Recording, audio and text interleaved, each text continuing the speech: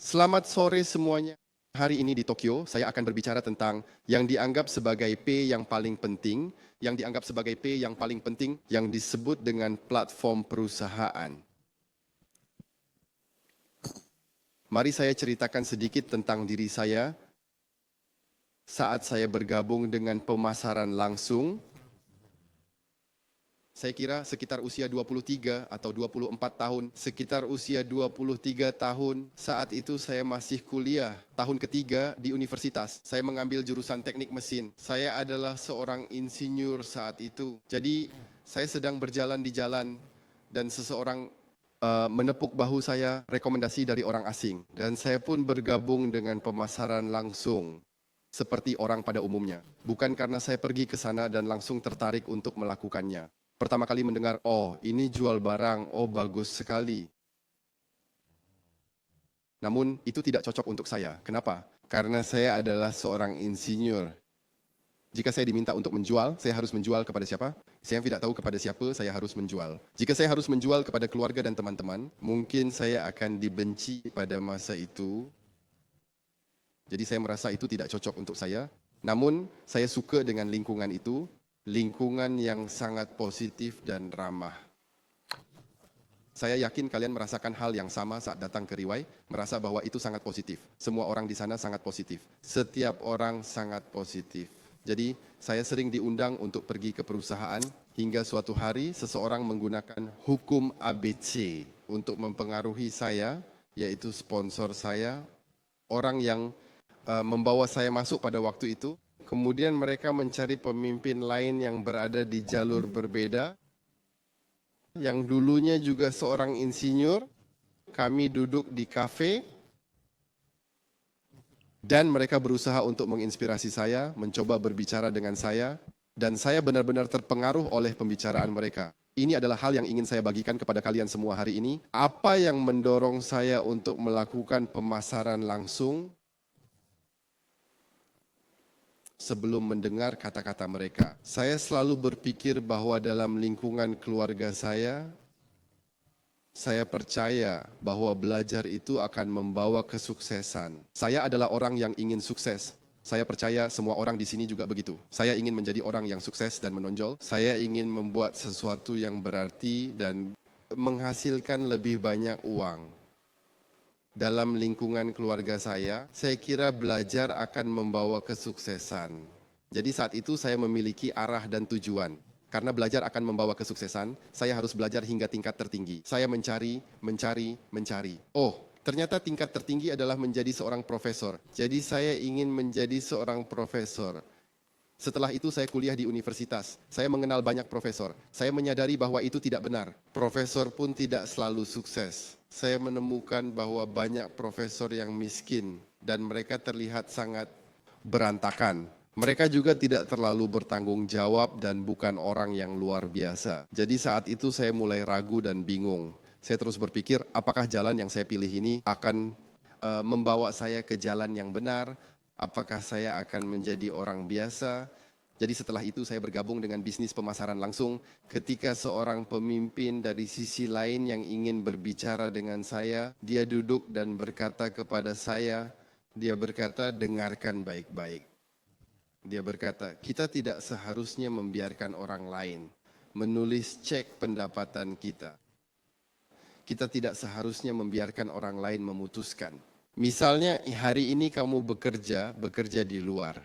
Apakah kamu bisa memilih berapa jumlah cek pendapatanmu? Kamu tidak bisa memilih bos menulis berapa, kamu harus menerima sebanyak itu. Kamu tidak bisa berkata, oh sudah 3.000, saya tidak mau 3.000, saya mau 10.000. Apakah itu bisa? Ya tidak bisa 3.000 ya, tetap 3.000. Pendapatanmu ada di tangan orang lain yang memutuskan. Dia berkata, Hipo, kamu seharusnya memutuskan sendiri berapa pendapatan yang kamu inginkan. Ya, kata-kata sederhana seperti itu, saya mendengarnya untuk pertama kali. Saya tiba-tiba berpikir, oh benar juga. Saya seharusnya memilih industri seperti ini, yang memungkinkan saya untuk memutuskan sendiri berapa banyak uang yang ingin saya hasilkan. Dan bukan membiarkan orang lain yang memutuskan kata-kata seperti ini. Wow, saya merasa terinspirasi, sangat terinspirasi. Seluruh tubuh saya penuh semangat. Ya, saya sudah tahu. Saya akhirnya tahu bagaimana cara sukses. Saya harus memilih industri yang bisa memungkinkan saya memutuskan berapa banyak uang yang ingin saya hasilkan. Kemudian saya menyadari, ternyata kamu harus berwirausaha untuk itu. Kamu harus terjun ke industri penjualan seperti ini. Kemudian saya tahu bahwa itu benar.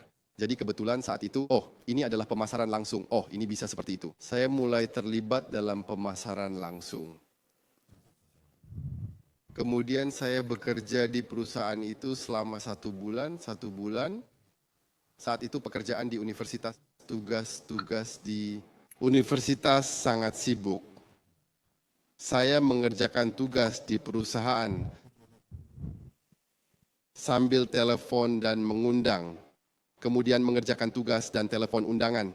Jadi dulu atasan saya, bos, saya melihat saya. Jadi berkata, nih orang ini pasti sukses. Sangat keras bekerja, sangat rajin belajar pada waktu itu. Setelah 1 bulan, saya juga mencapai sedikit hasil. Kemudian saya mencari atasan saya untuk berbicara. Saya berkata, saya sudah tidak bisa menghadapinya.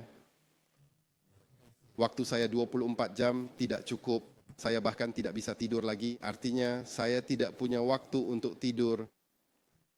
Saya sudah tidak bisa menangani kedua hal ini, yaitu saya dalam proses belajar dan juga harus menjalankan bisnis ini. Jadi atasan saya mengira saya berhenti, dia kira saya tidak ingin melanjutkan. Kemudian saya berkata padanya saya tidak ingin melanjutkan kuliah. Mereka sangat khawatir, paham kan?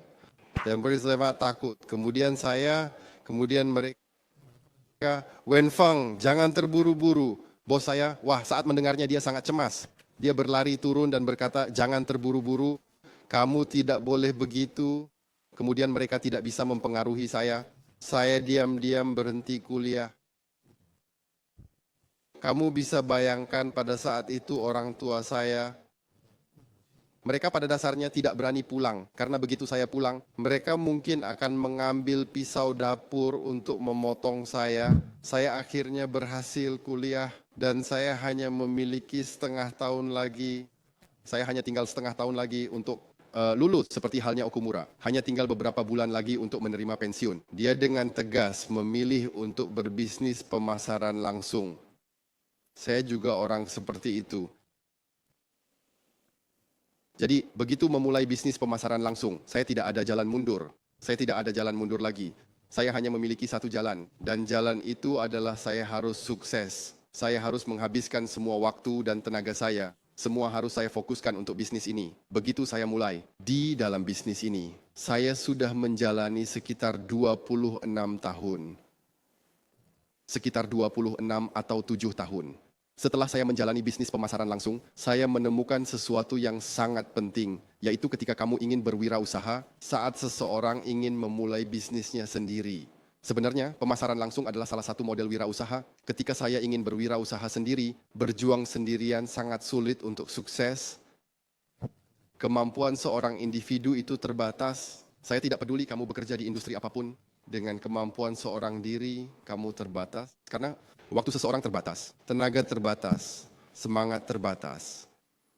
Misalnya, jika kamu ingin membuka restoran, jika kamu melakukannya sendiri, performa restoranmu pasti terbatas. Walaupun kamu bekerja keras, makanan yang kamu jual sebaik apapun, restoranmu pasti akan ada batasannya. Berapa banyak uang yang bisa kamu hasilkan dalam sebulan? Sebenarnya sudah bisa dihitung. Meskipun kamu berusaha sekuat tenaga, setiap hari penuh dengan pelanggan, kamu sudah tahu bahwa berapa banyak uang yang bisa kamu hasilkan dalam sebulan.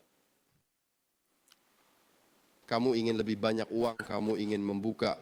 Satu lagi, kamu ingin mengalihkan pendapatanmu 10 kali lipat. Kamu membuka 10 tempat. Jadi, ketika kamu membutuhkan lebih banyak lagi, kamu akan membutuhkan orang lain untuk bekerja sama. Apapun itu, untuk sukses hari ini, kamu harus bekerja sama dengan orang lain. Kemampuan seseorang itu terbatas. Jadi baiklah, hari ini kita memilih perusahaan untuk dijalankan. Ketika kamu datang ke bisnis pemasaran langsung, kamu harus memilih perusahaan yang tepat. Ini seperti memilih orang untuk bekerja sama. Prinsipnya sama. Bagaimana kita harus memilih perusahaan? Saya tidak bisa mengajari kalian bagaimana cara memilih. Saya tidak bisa mengajari kalian. Namun, saya memiliki pandangan pribadi. Bagaimana saya memilih perusahaan atau bagaimana saya memilih mitra bisnis yang saya impikan, yang ada dalam pikiran saya. Saya ingin mitra bisnis seperti ini. Jika ada kesempatan untuk memilih, ini yang akan saya bagikan hari ini, yaitu bagaimana saya memilih mitra bisnis yang tepat. Ini adalah pandangan pribadi saya. Kalian bisa merujuk pada ini. Pertama, dia harus memiliki semangat berbisnis. Yang dalam bahasa Inggris disebut career minded. Dia adalah orang yang sangat bersemangat dalam berbisnis. Apa itu semangat berbisnis? Selama lebih dari 20 tahun saya bekerja sama dengan banyak orang, saya menemukan tidak semua orang memiliki semangat berbisnis. Artinya tidak semua orang mengutamakan karier. Mungkin mereka memiliki hal lain yang lebih penting. Misalnya ada orang yang berkata, ketika dia diajak untuk melakukan sesuatu, dia berkata tidak bisa, saya harus pulang lebih awal. Saya harus pulang lebih awal. Karena istri saya meminta saya pulang lebih awal. Karena alasan tertentu dari ibu saya, karena anak saya, dan alasan lainnya. Atau pacar saya tidak suka saya melakukan ini dan itu. Mereka akan memiliki hal lain yang lebih penting daripada bisnis mereka. Jadi orang seperti ini disebut tidak mengutamakan karier. Orang seperti ini adalah kondisi pertama saya. Saya ingin mencari seseorang untuk bekerja sama, dia harus memiliki semangat berbisnis yang kuat. Dengan begitu, saat saya bersemangat untuk maju, saya tahu dia juga ada di sini. Mengerti kan? Saya tahu dia juga siap untuk maju bersama saya. Semua hal ditempatkan di bisnis. Kamu lihat, ini adalah pilihan saya. Saya tidak berkata bahwa istri dia tidak penting. Saya tidak mengatakan bahwa keluarganya tidak penting. Yang saya maksudkan adalah ketika saya memilih. Saya akan memilih orang seperti ini. Jadi ketika saya mengucapkan kata-kata ini berarti saya juga ingin menjadi orang seperti itu. Saya adalah orang seperti itu. Saya adalah orang yang memiliki semangat berbisnis yang paling kuat.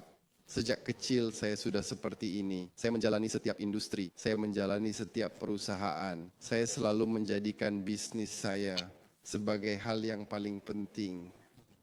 Tidak ada yang lebih penting daripada bisnis saya dalam hidup saya, termasuk hidup saya sendiri, termasuk kesehatan saya sendiri, termasuk keluarga saya. Kami akan, saat saya berusia 20-an dan menjalankan pemasaran langsung, ketika orang tua saya tidak mengizinkan saya untuk melakukannya, saya tetap melakukannya. Saya tidak akan mengatakan, oh karena mereka tidak mengizinkan saya melakukannya, karena kalau saya pulang mereka akan memukul saya. Tidak akan begitu, paling-paling saya tidak pulang, saya akan pergi dari rumah, saya tetap akan melakukannya. Jadi istri saya juga tidak bisa mempengaruhi saya, karena jika dia bisa mempengaruhi saya untuk tidak melanjutkan bisnis saya, maka dia tidak akan menjadi istri saya yang sebenarnya. Begitu juga dengan anak-anak saya akan memberikan segalanya. Tidak ada yang lebih penting daripada ini. Ini adalah pilihan pribadi saya sepanjang hidup saya seperti ini. 10 atau 20 tahun ke depan juga akan seperti ini. Jika saya masih hidup. Karena alasan inilah. Karena jika saya memilih, saya juga akan memilih orang seperti ini. Dan sampai hari ini saya masih mengejar, masih bergerak menuju tujuan ini. Artinya perusahaan Riwai hari ini adalah seperti ini. Itu tidak akan berhenti begitu saja. Ketika kamu ingin berjuang, tiba-tiba ada orang baru datang. Hari ini ketika dia ingin berusaha, Riwai berkata, oh saya tidak akan melakukannya. Kenapa?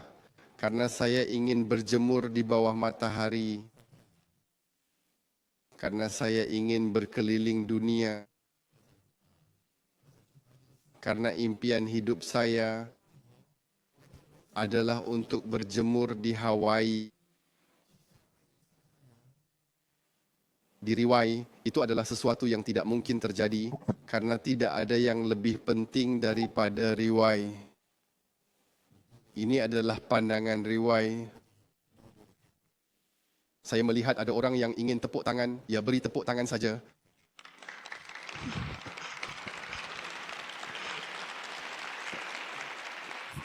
Jadi banyak orang yang bekerja di riwai merasa sangat aman. Dia merasa aman karena fokus dari riwai, semua fokus ada pada riwai.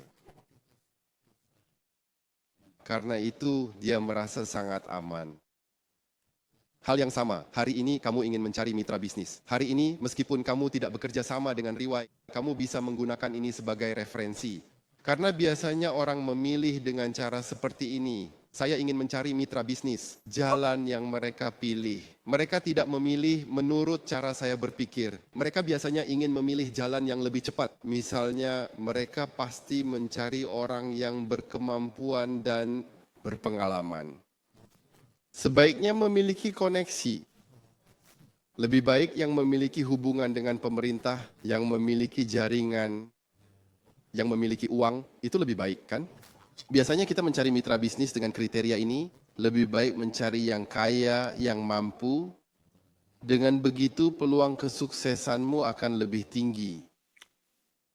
Namun saya pribadi merasa ini bukan yang terpenting. Karena selama lebih dari 20 tahun terakhir, saya telah bekerja sama dengan banyak orang. Saya menyadari bahwa ini bukanlah yang penting. Yang terpenting adalah sikap orang ini. Jika sikap orang ini salah, jaringan orang ini sebanyak apapun, itu tidak berguna. Tidak bisa bekerja sama lama. Jika orang ini tidak memiliki semangat berbisnis, hubungannya sebaik apapun, tidak ada hubungannya dengan saya. Karena dalam sekejap dia berhenti dan lari, saya ditinggal sendirian, hal ini sering terjadi. Saya mengalaminya banyak kali dan menyadari, oh ternyata bukan. Sebisa mungkin hindari orang-orang seperti ini. Yang perlu kamu perhatikan bukanlah apa yang dia miliki di permukaan. Yang perlu kamu perhatikan adalah apa yang ada di dalam dirinya, seperti apa sikap orang tersebut. Ini sangat penting. Hari ini saya akan memberitahu kalian. Seperti apa sikap orang-orang di riwai. Jadi yang pertama adalah semangat berbisnis. Yang kedua, dia harus memiliki kapasitas ini. Maksudnya apa? Apa yang saya maksud dengan kapasitas di sini artinya dia tidak terlalu mempermasalahkan hal-hal kecil. Hatinya lebih lapang, tidak sempit. Dia tidak terlalu mempermasalahkan hal-hal kecil. Apa yang dimaksud dengan mempermasalahkan hal-hal kecil? Yaitu dia sangat mempermasalahkan hal-hal yang berkaitan dengan keuntungan. Misalnya, jika dia melakukan lebih banyak, dia akan menghitung dan meminta lebih banyak dari yang kamu lakukan. Saya melakukan lebih banyak, kamu melakukan lebih sedikit. Jadi saya harus mendapatkan lebih banyak. Dia akan menghitung hal-hal seperti ini denganmu. Di mana dia mempermasalahkan hal-hal kecil. Dalam hal kontribusi. Kenapa kamu melakukan pekerjaanmu tidak sebanyak pekerjaan saya? Pekerjaan saya lebih sulit. Pekerjaan saya lebih banyak. Dia tidak akan menghitung hal-hal seperti ini denganmu. Dia juga tidak mempermasalahkan emosinya. Emosi, yaitu beberapa orang yang sangat mempermasalahkan emosinya. Mereka mungkin merasa tidak nyaman jika kamu mengatakan sesuatu yang salah atau mengatakan sesuatu yang lainnya. Dia merasa tidak nyaman setelah mendengarnya. Wow, dia akan merasa tidak seimbang di dalam dirinya. Dia akan merasa sangat tidak nyaman. Dia akan merasa marah. Dia hanya mampu menahan hal-hal kecil. Dia tidak suka ini, tidak suka itu. Ini tidak boleh, itu tidak boleh. Bekerja sama dengan orang seperti ini sangat melelahkan. Kamu juga tidak akan bisa bekerja sama lama. Kita harus bisa jika kita memilih. Biasanya seseorang yang memiliki kapasitas, orang yang memiliki kapasitas besar, biasanya adalah orang yang lebih santai. Dia lebih santai. Oke, bisa. Ini juga oke, ini juga bisa. Dia tidak akan mempermasalahkan hal-hal terlalu banyak atau membalas dendam atau punya sifat balas dendam yang kuat. Dan ini juga merupakan kunci dalam pemasaran langsung, terutama dalam industri pemasaran langsung. Ini adalah kunci. Seberapa besar kapasitasmu? Oke. Cara untuk melihat kapasitas seseorang sangat sederhana. Bagaimana kamu melihatnya? Lihat seberapa besar organisasi mereka. Jika organisasi seseorang besar, itu karena kapasitasnya besar, dia bisa menampung begitu banyak orang. Jika hari ini organisasinya pulang pergi hanya 5 orang, Pulang pergi hanya 3 orang. Sangat sulit berkembang. Kamu tahu dia harus menemukan lingkungan yang tepat. Diajari dan menyadari pentingnya kapasitas dan setiap hari berusaha untuk mengembangkan kapasitasnya. Namun, biasanya kita sulit menemukan, sangat sulit menemukan lingkungan seperti ini, sangat sulit menemukan pendidikan seperti ini untuk membantu kita. Bagian ini sangat jarang. Biasanya hanya Riwai yang membicarakan hal ini. Harapannya adalah kamu bisa menampung lebih banyak orang. Karena semakin banyak orang yang kamu tampung, kamu harus menghadapi masalah dari lebih banyak orang, kan? Ada orang-orang yang tidak kamu sukai, ada yang tidak bisa kamu terima. Orang-orang ini tidak akan ada dalam organisasi kamu. Organisasimu akan memiliki batasan. Teman-teman, apakah kalian pikir organisasi Riwai besar? Saya pribadi sudah melihat selama lebih dari 20 tahun di pemasaran langsung, saya telah melihat perusahaan yang mampu mengumpulkan orang terbanyak. Perusahaan itu adalah perusahaan Riwai.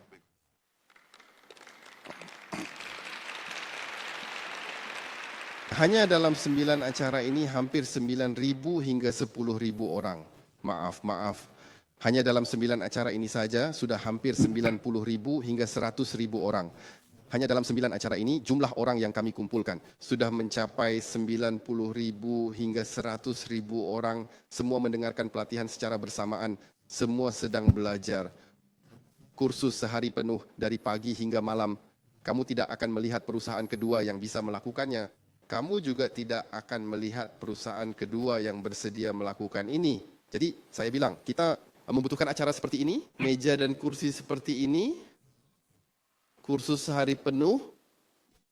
Semua orang yang berbicara di panggung adalah orang-orang yang sudah berhasil. Apakah mereka pandai berbicara? Saya rasa itu tidak penting. Yang penting adalah apakah mereka melakukan hal itu. Mereka adalah orang-orang yang sudah melakukannya. Dan pencapaian mereka bukan hanya ribuan atau puluhan ribu. Setiap orang yang baru saja naik ke panggung, pencapaian mereka, semua pencapaian mereka adalah 10 juta, 20 juta. Pencapaian seperti ini 30 juta dolar Singapura. Setiap orang yang baru saja naik ke panggung kamu melihat ada yang tidak terlalu pandai berbicara. Ada juga yang masih gemetar. Namun orang-orang ini semuanya sudah melakukannya. Mereka adalah orang-orang yang telah menghasilkan puluhan juta dolar Singapura, bahkan lebih dari 100 juta. Orang-orang yang telah melakukannya ini mengajarkan hal-hal yang luar biasa. Jika di acara seperti ini, kita masih tidak mendapatkan sesuatu, maka sangat sedikit kesempatan yang bisa mengubahmu. Jika di acara seperti ini kita tidak mendapatkan apapun, di luar sana tidak ada lagi. Jadi saya sarankan kamu berhenti sejenak sebelum keluar dari pintu ini. Setelah acara ini selesai, kamu harus memilih untuk terinspirasi. Mengerti? Sebenarnya tidak perlu orang lain memberitahumu. Hanya dengan masuk saja sudah ada energi yang besar. Kamu akan mulai bertanya, wow, organisasi seseorang begitu besar. Orang-orang di sini pasti bagian dari organisasi seseorang, kan? Ada yang organisasi mereka begitu besar, ada yang organisasi mereka bahkan ada di beberapa acara, dihadiri oleh orang-orang mereka. Wow, dan orang ini duduk di ruang acara. Sama seperti kamu, duduk di sini untuk belajar, jadi kamu juga seharusnya bisa. Karena ada satu kalimat yang harus kamu ingat. Jika orang lain bisa melakukannya, kamu juga seharusnya bisa. Jadi Riwai bersedia melakukan hal seperti ini dan mampu mengumpulkan orang terbanyak. Kamu bisa tahu bahwa seberapa besar kapasitas Riwai. Terkadang itu bukan karena produk yang bagus atau sistem yang bagus. Itu bukanlah yang membuatnya berhasil. Orang-orang tidak datang hanya karena itu. Tidak, orang tidak akan tetap tinggal hanya karena uang. Itu sama sekali tidak benar. Karena untuk mempertahankan seseorang itu bukan hanya karena uang. Jika orang ini tidak suka di sini, jika dia tidak suka dengan seseorang di sini, semakin banyak uang yang dia hasilkan, semakin cepat dia pergi. Percaya tidak? Setuju tidak? Semakin banyak uang yang dia hasilkan, semakin cepat dia pergi. Sejak hari pertama saya merekomendasikan 2 orang tersebut di Riwai. Hingga beberapa pemimpin di depan 17 tahun yang lalu, orang-orang ini 17 tahun kemudian, orang-orang ini masih ada. direktur saya dari 17 tahun yang lalu, Datuk Kenny Wong atau IVC atau Claudia Ong, semuanya lebih dari 10 tahun, hampir 20 tahun. Mereka masih ada, apakah karena uang?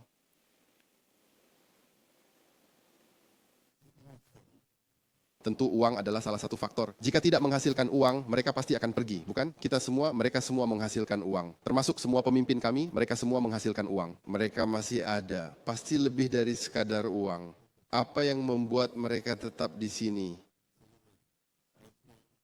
Mereka merasa ada rasa keterikatan. Mereka merasa ada tempat untuk mengembangkan diri. Mereka dihormati, dipuji, merasa sangat baik. Orang-orang baru akan bertahan, bukan? Artinya Riwai akan melakukan hal-hal untuk menampung orang-orang ini. Jadi ketika kita memilih mitra bisnis, ini adalah salah satu syarat. Jika dia tidak memiliki kualitas ini, tidak memiliki kapasitas ini, jika datang satu, dia akan menyinggung satu. Jika datang dua, dia akan menyinggung dua. Benar, kamu akan sangat sulit untuk maju. Dan Riwai adalah yang terbaik dalam hal ini. Saat ini, Riwai adalah yang terbaik di pasar.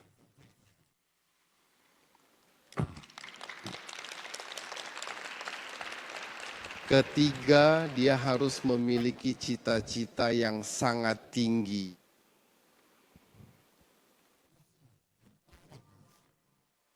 Secara langsung, dia harus memiliki ambisi besar. Kamu harus mencari mitra bisnis. Dia harus memiliki ambisi besar. Dia tidak hanya fokus pada keuntungan. Dia memiliki cita-cita dan aspirasi. Dia tidak sepenuhnya berfokus pada keuntungan. Jika dia langsung berbicara tentang uang, jika dia hanya fokus pada berapa banyak uang yang dia hasilkan dan kemudian pergi, jika dia berhenti setelah menghasilkan uang tertentu, banyak perusahaan di luar sana yang seperti ini, beberapa bahkan sudah jelas menyatakan hal tersebut. Mereka memulai perusahaan ini, setelah menjalankan beberapa waktu, mereka siap untuk berhenti. Setelah 3 tahun beroperasi, mereka berhenti.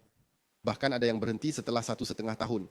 Setelah 1,5 tahun atau 3 tahun, orang-orang ini, begitu mereka berhenti, orang-orang ini akan tercerai-berai. Orang-orang ini akan merasa seperti apa? Mereka merasa seperti diperlakukan sebagai sasaran yang mudah. Mereka merasa ditipu.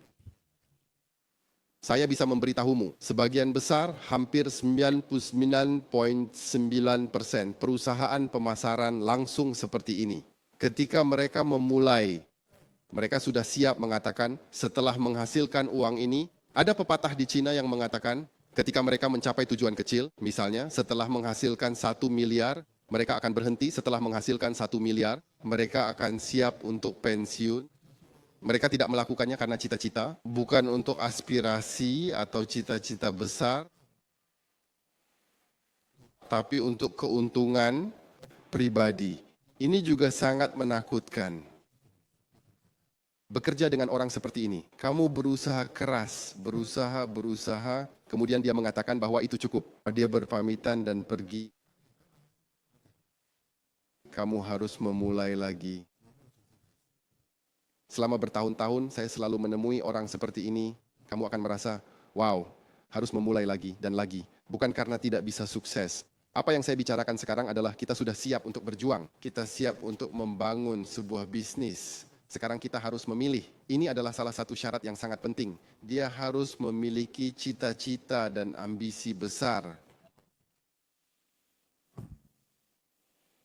Beberapa tahun yang lalu saya ingat, pernah ada seorang pemimpin yang berbagi dengan saya. Dia bahkan pernah bergabung dengan perusahaan lain. Artinya dia meninggalkan Riwai dan bergabung dengan perusahaan lain atau mendengar sesuatu di perusahaan lain. Dia memuji-muji pemilik perusahaan tersebut. Dia bilang bahwa pemilik perusahaan ini sangat hebat. Pemilik itu, saya katakan padamu, dia pernah menjalankan banyak perusahaan. Dia berhasil membawa perusahaan tersebut go public, kemudian dia menjual perusahaan tersebut dan menghasilkan beberapa miliar. Orang yang hebat seperti itu. Jadi kali ini dia juga pergi untuk bekerja dengan orang itu. Saya mendengarnya dan hati saya menjadi dingin. Hati saya merasa, aduh, sikap dingin bukan karena Dia tidak melanjutkan di riwai, bukan karena dia pergi melakukan yang lain. Saya berpikir mengapa ada orang yang tidak bisa melihatnya. Orang ini menjalankan sebuah perusahaan, membuat banyak orang percaya padanya. Pertama, dia membawa perusahaan itu untuk go public, yaitu menjual perusahaan. Apa yang dimaksud dengan go public? Artinya menjual saham perusahaan ke orang lain, kan? Apa yang dimaksud dengan menjual saham perusahaan ke orang lain? Itu berarti ketika orang-orang berinvestasi dengan membeli sahamnya, ketika mereka berinvestasi membeli sahamnya, apakah perusahaan akan membagikan keuntungan tersebut kepada mereka? Kemudian saya bertanya, kontribusi apa yang telah dia lakukan? Hanya menginvestasikan uang. Saya pribadi tidak menganggap hanya menanamkan uang sebagai kontribusi. Karena itulah Riwai tidak memilih untuk go public hingga saat ini. Kenapa? Karena saya tahu uang ada di pasar. Kita bisa meraihnya sendiri. Kita tidak perlu orang lain memberi kita uang. Saya tidak perlu orang lain memberi saya uang. Kita memiliki kemampuan dan kepercayaan diri yang cukup. Saya bisa meraihnya di pasar. Meraihnya di pasar.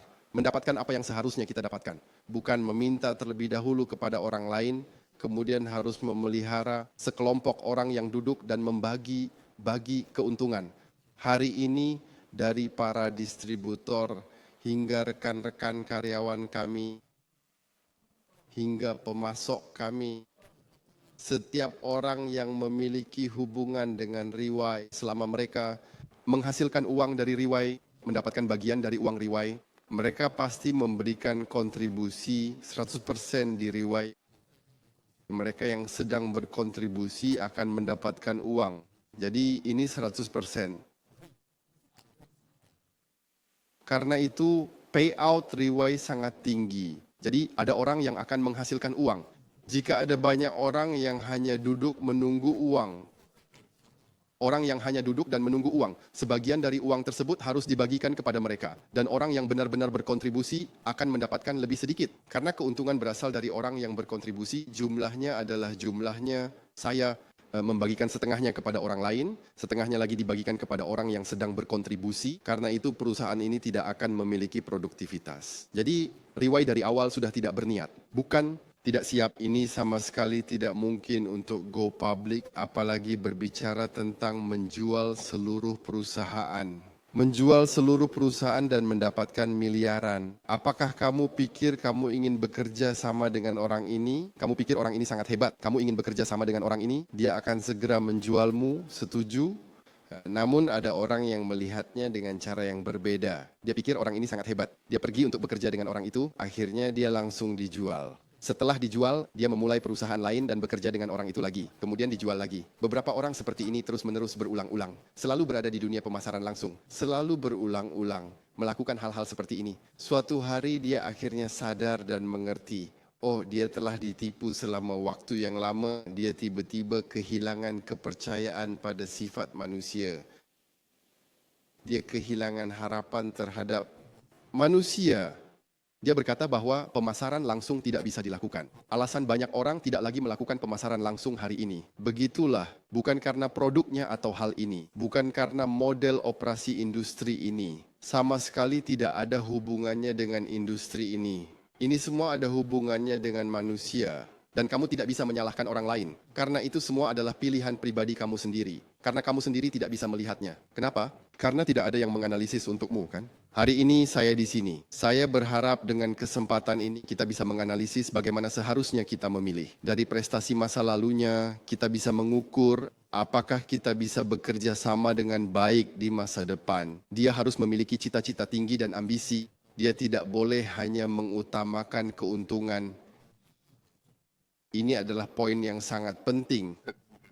Keempat, dia harus memiliki integritas. Dia harus menjadi orang yang baik. Bukan hanya sekadar orang baik. Bagaimana seharusnya kita mengatakannya? Tadi dia berbicara tentang orang yang baik hati. Sebenarnya integritas tidak hanya berarti baik hati. Artinya dia harus menjadi seseorang. Ketika kamu memilih orang tersebut, hidupnya harus bersih. Lebih bersih, tidak kacau. Setidaknya kita tidak boleh memilih orang yang terlibat dalam hal-hal seperti makan, minum, perjudian, atau pelacuran. Atau perjudian, terutama perjudian. Dia suka berjudi. Wah, meskipun dia hebat, jangan pilih dia. Dia sering mengunjungi tempat-tempat yang tidak baik, menghasilkan sedikit uang. Wah, dia suka pergi minum alkohol. Wah, pergi ke karaoke, peluk wanita. Apakah itu normal di Jepang? Tidak normal, kan? Apakah itu sama seperti di luar negeri? Kita merasa tidak begitu tepat di luar negeri, atau bisa dikatakan dia sangat suka bermain. Terutama setelah menghasilkan uang. Apa yang saya bicarakan di sini adalah orang-orang yang ingin berjuang. Setelah berjuang sampai satu titik, dia sangat suka bermain. Dia sangat ingin pergi berlibur. Kemudian dia mudah terjebak dan kecanduan. Kemudian dia mengabaikan lingkungan lain yang sangat mudah mempengaruhinya. Hidupnya harus lebih bersih sedikit. Artinya, seperti yang saya katakan sebelumnya, fokus pada karir. Tidak terlibat dengan orang-orang yang tidak jelas dan tidak akan menimbulkan begitu banyak masalah atau menjadi orang yang lebih santai dan baik hati, tidak akan mempermasalahkan hal-hal kecil. Tidak berpikir untuk membalas dendam atau menyakiti orang lain atau merencanakan sesuatu untuk orang lain. Awalnya ingin merencanakan sesuatu terhadap orang ini. Wow, mengambil seluruh uangnya. Melakukan hal seperti itu akhirnya membuat banyak musuh di mana-mana. Ada orang yang melakukan pemasaran langsung dan akhirnya memiliki musuh di mana-mana. Tempat ini, kota ini tidak bisa dikunjungi karena ada orang yang dulu menyakitinya di sini. Di sana juga tidak bisa pergi, di sana juga tidak bisa pergi. Orang seperti ini, atau hanya karena hal kecil pergi ke tempat ibadah untuk mengutuk orang lain, ini adalah masalah dalam dirinya. Seperti yang saya katakan, tidak memiliki integritas. Ada banyak orang yang ingin menyakiti orang lain dan memiliki ambisi. Ini juga bisa dikatakan sebagai kapasitas yang kecil. Kira-kira titik-titik ini hampir sama. Jadi seperti apa riwayat? Kami tidak berani mengatakan bahwa kami adalah orang yang sangat baik dan luar biasa. Kami tidak berani mengatakannya. Namun ini adalah arah yang kami kejar. Kami membayangkan kami ingin menjadi seperti ini. Kemudian perhatikan pengeluaran perusahaan kami.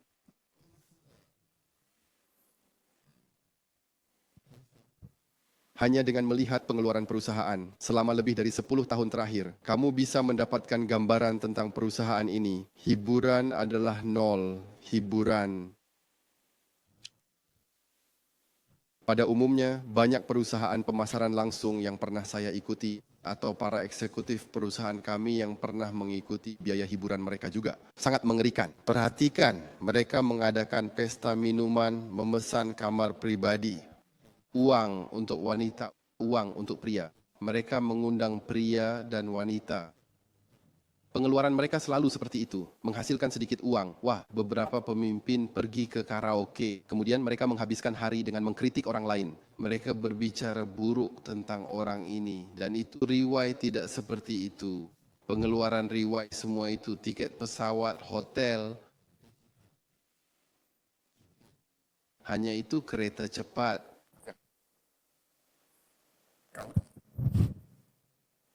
Kemudian saya pergi ke setiap tempat. Ada 3 tempat yang saya tuju, saya pergi ke setiap tempat. Jadi setiap tempat bagi saya, semua terlihat sama. Karena saya hanya pergi ke 3 tempat. Saya jarang pergi ke tempat lain. 3 tempat itu adalah bandara. Jadi banyak orang akan melihat saya di bandara. Perusahaan kedua, atau tempat acara atau perusahaan hotel, tidur. Saya hanya pergi ke 3 tempat ini. Setiap tempat yang saya tuju adalah segitiga ini. Setelah segitiga ini, saya terbang ke tempat lain. Setelah itu, saya pergi ke tempat lain. Lagi-lagi segitiga, kemudian terbang ke tempat lain. Itulah segitiga saya. Hanya itu. Di hotel, saya paling hanya pergi ke toko. Serba ada di bawah. Membeli sesuatu untuk dimakan, hanya itu saja. Tidak seperti, wah tempat ini menyenangkan. Wah di mana, wah apa itu. Saya jarang sekali tidak ada, biasanya hanya dalam bentuk segitiga, kemudian saya seperti ini, orang-orang kita juga seperti ini, pemimpin-pemimpin kita juga seperti ini, jadi tidak ada begitu banyak masalah, terutama setelah menghasilkan uang mengendarai Lamborghini, pergi ke pintu masuk bar. Apakah itu akan menimbulkan kecemburuan dari orang lain?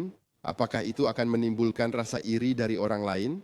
Ya, memperebutkan wanita. Wanita itu menyukai saya, dia menyukai dia. Bertengkar, mabuk. Itu akan menarik orang-orang yang tidak jelas ke dalam masalah. Saya tidak tahu bagaimana menerjemahkan 3 ajaran 9 aliran dalam bahasa Jepang, yaitu orang yang tidak jelas. Itu akan menimbulkan banyak masalah. Untuk level atas riwai, masalah seperti itu sangat sedikit sekali. Tentu saja kami tidak berani mengatakan bahwa kami sangat terhormat. Segala hal yang kami lakukan selalu benar. Kami tidak berani mengatakan itu, namun kami akan mengecilkan masalah. Ini menjadi hampir nol. Ini membutuhkan tepuk tangan untuk riwai.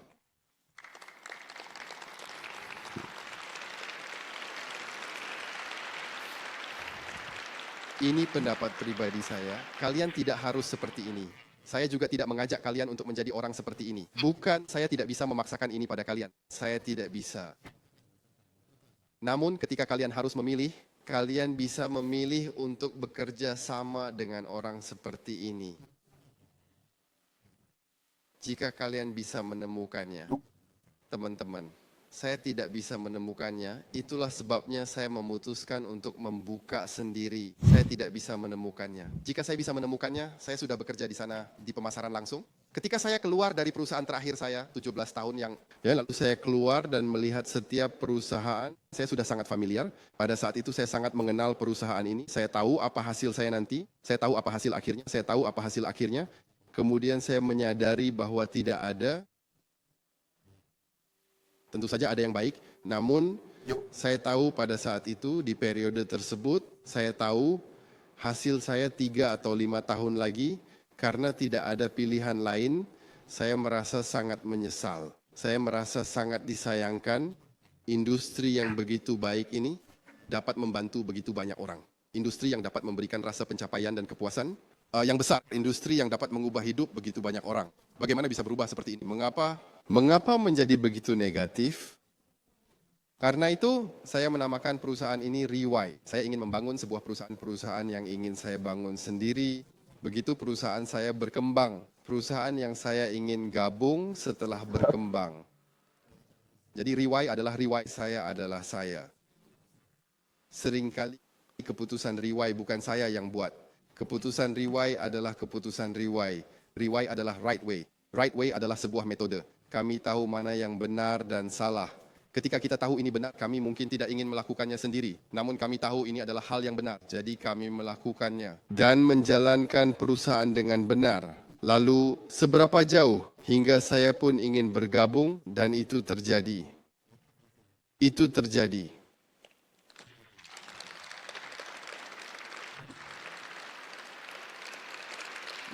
Setelah saya pensiun, saya pasti akan pensiun. Mengerti? Pensiun saya bukan berarti berjemur di bawah matahari. Bukan. Yang saya maksud dengan pensiun adalah saya harus, kita sebut sebagai mengundurkan diri. Saya tidak bisa menjadi CEO terlalu lama. Demi kebaikan jangka panjang perusahaan ini, saya harus memberi seseorang posisi tertinggi, hanya maksimal selama ini. Tidak boleh lebih dari 25 tahun. Ini adalah hasil yang dihasilkan oleh banyak perusahaan 100 tahun di Jepang. Ini adalah hasil dari akumulasi tersebut. Sekitar 25 tahun. harus mengundurkan diri dan menyerahkannya kepada orang lain. Kemudian saya memutuskan untuk bergabung dengan Riwai.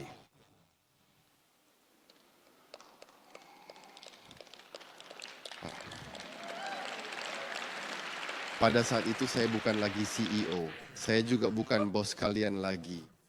Saya akan menjadi upline kalian. Saya bisa membantu kalian berbicara tentang OPP. Ini adalah hal yang sangat saya harapkan untuk dilakukan. Sebenarnya ini adalah hal yang sangat ingin saya lakukan. Saya bisa membuka jalur sampai saya meninggal. Sampai saya tidak bisa berjalan lagi, saya tetap harus mendorong. Jika saya didorong, saya tetap harus melakukannya. Saya akan melakukannya sampai saya meninggal. Saya ingin melakukan pemasaran langsung. Saya ingin melakukan pemasaran langsung seumur hidup seperti Okumura. Saya hanya akan melakukan pemasaran langsung. Ini adalah pekerjaan penuh waktu pertama saya, pekerjaan pertama saya.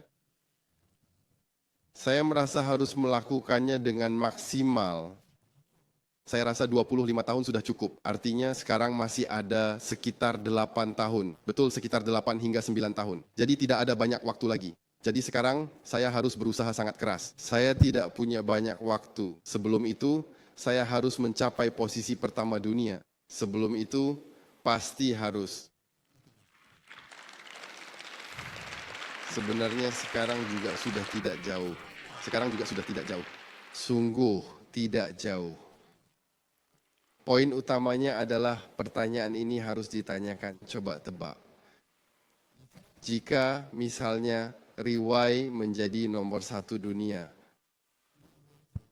apakah menurutmu itu akan berhenti? Mari kita tebak, coba tebak. Jika kamu lebih mendalami Riwai, apakah menurutmu Riwai akan berhenti? Tidak hanya tidak berhenti, tapi malah akan berusaha lebih keras, kan? Tidak hanya ingin mempertahankan posisi pertama, tapi juga ingin semakin jauh mengalahkan posisi kedua. Ini adalah sikap dari Riwai. Artinya ruang lingkupnya sekarang, ruang ini mungkin masih akan berkembang 2 kali lipat, 3 kali lipat, bahkan 10 kali lipat. Jadi hari ini kamu melihat Riwai. Wah, Riwai sudah sebesar ini. Di mana saya masih punya kesempatan? Mungkin ada 10 kali lipat lebih banyak peluang. Dalam waktu singkat ini, jika kamu tidak memiliki ini, peluang untuk berkembang ini, jika kamu bergabung dengan Riwai hari ini, kamu akan tetap seperti ini selamanya. Jika tidak ada kemajuan atau pertumbuhan, kamu benar-benar tidak akan memiliki kesempatan, namun Riwai masih akan memiliki 5 kali lipat, 10 kali lipat, bahkan 20 kali lipat kesempatan. Sekarang yang kamu lihat hanya 1, mungkin itu akan menjadi 10. Jadi angka 9 itu mungkin yang kamu capai, atau mungkin orang yang akan kamu kenalkan selanjutnya, orang yang kamu kenalkan yang akan masuk. Mereka yang melakukannya itu juga mungkin. Karena kita benar-benar tidak tahu siapa yang akan berhasil. Kamu tidak tahu, mungkin hari ini ada sebuah ide dalam pikiranmu, hey bisa, saya akan coba. Kamu keluar dan bertemu dengan orang pertama. Orang itu adalah yang akan mengubah Riwai. Apakah itu mungkin? Orang itu adalah orang pertama di Riwai. Apakah itu mungkin? Saya tidak berani berbicara tentang tempat lain. Di sini saya berani berbicara karena ini adalah Jepang. Tadi Okumura juga menunjukkan pasar kepada kalian. Jepang adalah negara yang kecil seperti ini. Jika dibandingkan dengan seluruh dunia, mereka berada di peringkat kelima. Di industri pemasaran langsung, peringkat kelima. Peringkat kelima adalah pencapaian yang baru-baru ini terjadi. Sebenarnya mereka selalu berada di peringkat pertama dan kedua di Jepang. Namun sekarang mereka turun. Sekarang kita akan menjadikan Jepang nomor 1. Apakah itu mungkin? Bisa, karena Riwai bisa menjadi nomor 1. Apakah itu mungkin? Mengapa tidak mungkin? Riwai akan pergi ke setiap negara dan dalam waktu yang lebih lama mereka tetap nomor 1.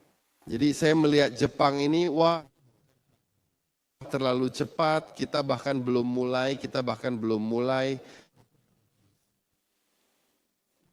Jadi jangan berkata, saya sudah menghasilkan sedikit uang. Sekarang kamu menghasilkan sedikit uang dan merasa itu banyak, itu terlalu cepat. Masih ada jalan panjang yang harus ditempuh. Kamu masih memiliki ruang yang sangat besar untuk berjuang. Berapa lama waktu yang dibutuhkan untuk mencapainya? Tergantung pada semua orang yang ada di ruangan ini. Semoga orang itu adalah kamu. Karena itu, Riwai memiliki hal seperti ini. Visi seperti ini sudah ada sejak awal. Jadi awal kita sangat penting. Bagaimana riwayat dimulai? Jika kamu pernah mendengar cerita tentang riwayat, kamu seharusnya tahu bagaimana riwayat dimulai. Riwayat dimulai dari nol. Apakah kalian tahu? Baik, ada bukti? Ada bukti. Mari kita lihat bukti. Saya melihat ini dan ingin tertawa karena itu, tanda itu. Apakah kamu melihat papan nama riwayat di luar? Jika kamu melihatnya, tampaknya bagus. Namun, jika kamu melihat lebih dekat, jika kamu sentuh, itu terasa lembut. Itu terbuat dari styrofoam. Styrofoam, saat kamu memotongnya, kamu harus sangat hati-hati. Kamu harus memotongnya lurus. Itu saya yang memotongnya. Logo itu saya yang desain. Ini adalah kantor pertama kami di Singapura. Banyak orang ketika melihat foto-foto mereka tidak tahu bagaimana menjelaskannya. Saya yang paling mengerti, karena saya ada dalam foto ini. Ini seharusnya saya sedang berbicara tentang OPP atau sesuatu yang lain. Ada 4 orang di depan. Sebenarnya mereka bukan 4 orang tua itu, bukan 4 orang itu. Saya ingin menekankan, ke-4 orang ini adalah pelanggan yang datang. Mereka datang sebagai pelanggan. Jika kamu melihat ke belakang, tampaknya tidak ada yang bisa difoto. Di belakang sudah tidak ada orang, hanya 4 orang ini saja. Karena di belakang juga tidak ada tempat lagi. Itu adalah tempat yang sangat kecil. Di belakang tidak ada tempat lagi. Apa yang ingin saya tunjukkan kepada kalian? Bukan ke-4 orang ini. Dan juga bukan sesi pelatihan di sana. Ini adalah 17 tahun yang lalu. Apa yang ingin saya tunjukkan adalah dinding. Perhatikan dinding itu. Ada kotak-kotak kecil, kan? Itu adalah yang saya cat. Saya yang mengecatnya sendiri. Saya sendiri yang menempelkan kertas perekat itu, menempelkannya ke kotak-kotak itu supaya saya bisa mengecatnya. Saya anggap itu seperti desain, mengerti? Setiap kali saya melihat foto ini, saya selalu tertawa. Saya teringat ketika saya mengecat cat itu dulu. Saya bahkan merasa itu sangat bagus pada saat itu. Saya merasa sangat puas dengan itu. Pada waktu itu, kami memiliki ruang acara seperti ini. Tempat ini bisa menampung sekitar 7 hingga 8 orang. Saya sangat puas dengan itu. Kamu tahu, sebelum foto ini saya gunakan untuk TUP. Saya menggunakannya untuk TAUP. Hari ini kita melihat riwayat yang kecil ini. Dulu, foto ini saya bawa ke Malaysia, saya bawa ke Thailand, saya bawa ke Indonesia dan mengatakan kepada orang-orang, lihat saya memberikan pelatihan di Singapura. Sebelumnya saya menggunakannya untuk TUP. Alat-alat di masa lalu sangat sedikit seperti itu. Namun, pada waktu itu saya merasa itu sudah banyak. Foto ini sangat berguna. Orang-orang akan merasa, wow, saya memiliki seseorang di Singapura. Pada saat itu, saya menghargai setiap sumber daya terkecil sekalipun. Saya akan menganggapnya dan menghargainya. Sebuah foto bisa saya gunakan dan menjadikannya sangat besar seperti ini. Apalagi foto seperti ini hari ini. Jika kamu tahu cara memanfaatkannya, kamu lihat riwayat seperti ini, wow, orang akan percaya melihat bagaimana kamu menjual dulu. Saya bisa menjual dengan foto seperti ini. Dan ini adalah dinding di sebelah kanan. Setengah dari dinding itu adalah dinding yang kami buat sendiri. Garis-garis di dinding itu juga saya cat sendiri. Saya yang mengecatnya sendiri. Logo di atas itu juga saya potong sendiri. Setelah dipotong, saya membungkusnya dengan rapi. Saya tempelkan satu persatu. Perhatikan, jangan sentuh. Jika disentuh, itu akan jatuh. Kemudian di sebelahnya ada setengah bagian dari meja counter. Dulu itu digunakan untuk menyerahkan penjualan. Jika kamu menyerahkan form, kamu harus mengirimkan penjualan di sana. Siapa orang yang duduk di meja counter itu? Itu adalah Claudia. Dia adalah direktur senior kita saat ini. Pada waktu itu, tempat duduknya ada di sana. Ketika tidak ada orang, dia duduk di depan saya. Di mana? Dia duduk di depan saya. Perhatikan, jika kamu bisa melihatnya, di samping saya ada sebuah kursi menghadap ke arah itu. Itu adalah posisi untuk bagian keuangan saya.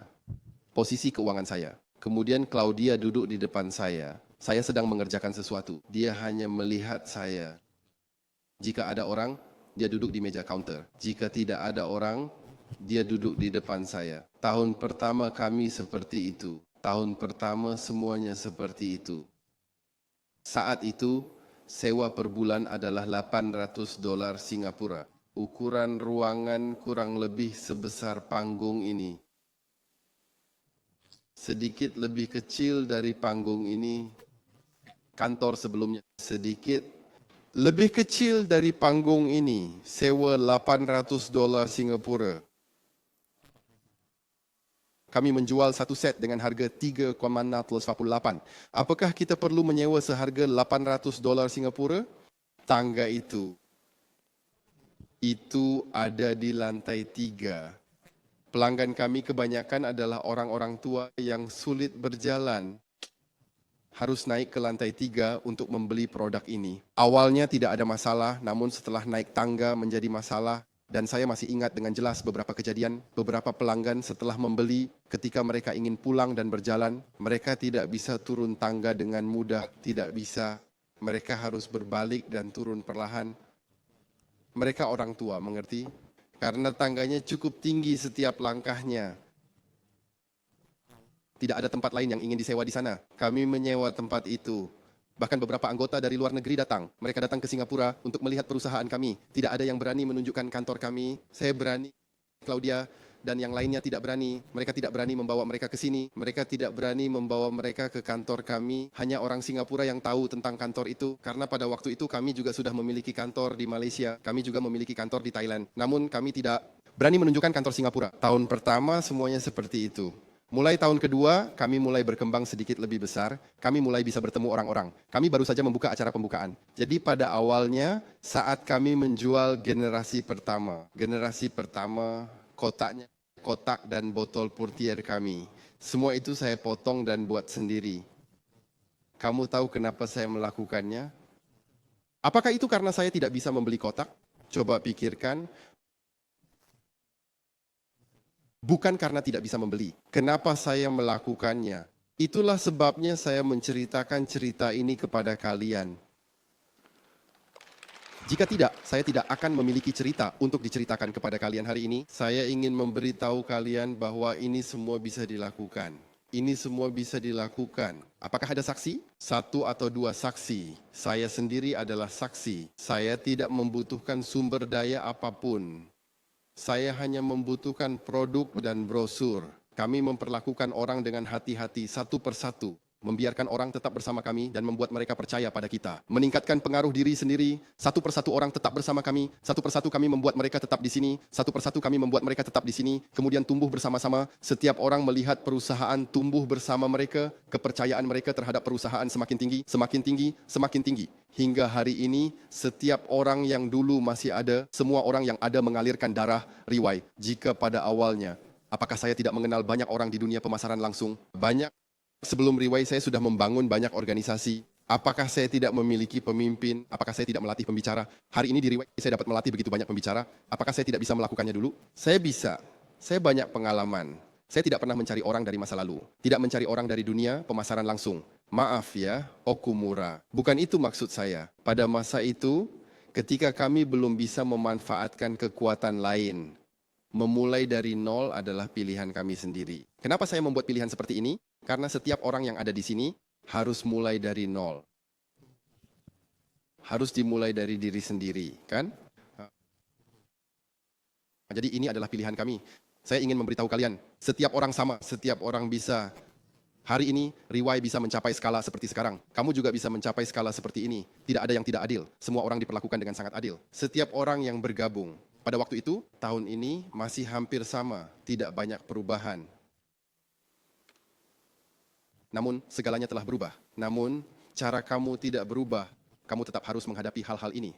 Saya ingin memberitahu kalian bahwa jika orang lain bisa melakukannya, kamu juga bisa melakukannya. Perusahaan seperti ini. Riway adalah perusahaan seperti ini. Tujuan utama perusahaan ini, semua tujuan perusahaan ini dimulai sejak hari pertama. Harus berpikir tentang 10 atau 15 tahun ke depan. Orang yang bergabung pada saat itu, apakah itu tidak adil bagi orang yang bergabung nanti? Hari ini saya berpikir dengan cara yang sama seperti dulu. Hari ini kita berkata, oh kita sukses. Oh kita tidak perlu pelatihan lagi. Apakah pelatihan ada atau tidak, itu sama saja. Lalu bagaimana dengan orang yang ingin bergabung hari ini? Apa yang harus dilakukan orang itu? Apa yang harus dilakukan orang yang ingin bergabung besok? Kami berpikir tentang orang-orang yang akan bergabung di masa depan. Orang yang akan bergabung 10 tahun dari sekarang. Apakah mereka masih akan mendapatkan dukungan seperti ini? Apakah mereka masih akan mendapatkan kekuatan seperti ini? Dengan banyak kekuatan yang mereka dapatkan untuk maju lebih cepat. Kami semua berpikir tentang masa depan. Kenapa? Karena ini adalah Riwai. Karena Riwai memang seperti ini. Keputusan yang dibuat oleh Riwai harus seperti ini. Perusahaan seperti ini yang ingin saya bergabung, kan? Inilah Riwai, perusahaan ini. Pada waktu itu,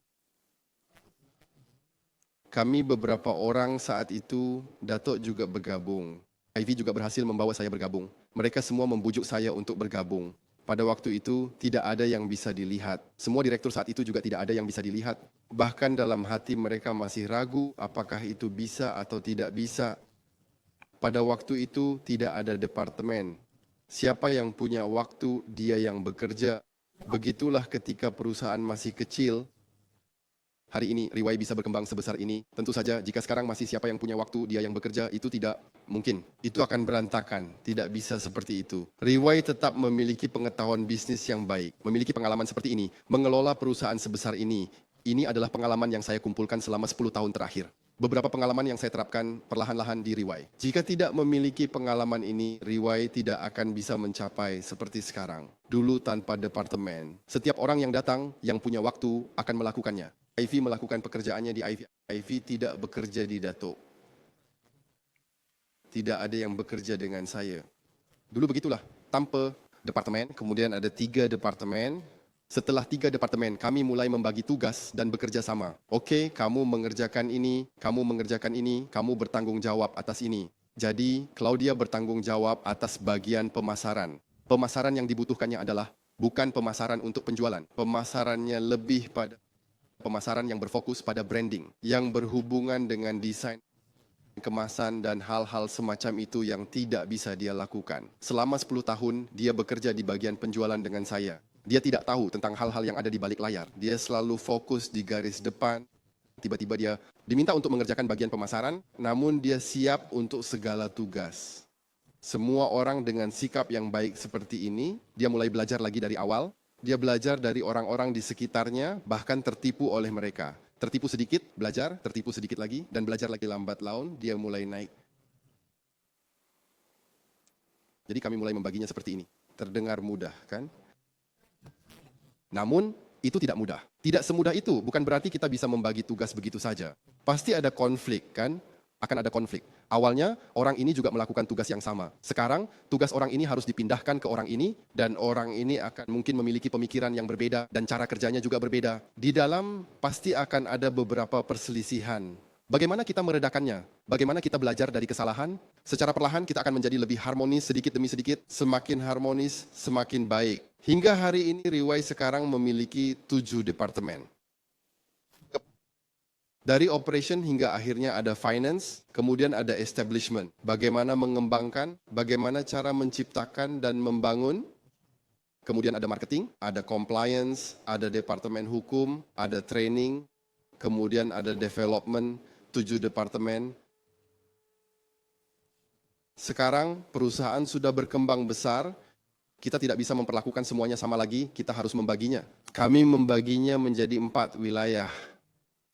Ada Asia Selatan, ada Asia Tenggara, ada Asia Timur, dan sekarang ada Eropa baru. Ke depan, Eropa juga akan dibagi sampai pada titik tertentu. Ada Eropa Timur, ada Eropa Utara, ada Eropa Barat, ada Eropa Selatan, saya tidak tahu. Kami membuat keputusan berdasarkan perkembangan organisasi seperti di Asia Timur, Jepang, termasuk dalam wilayah Asia Timur.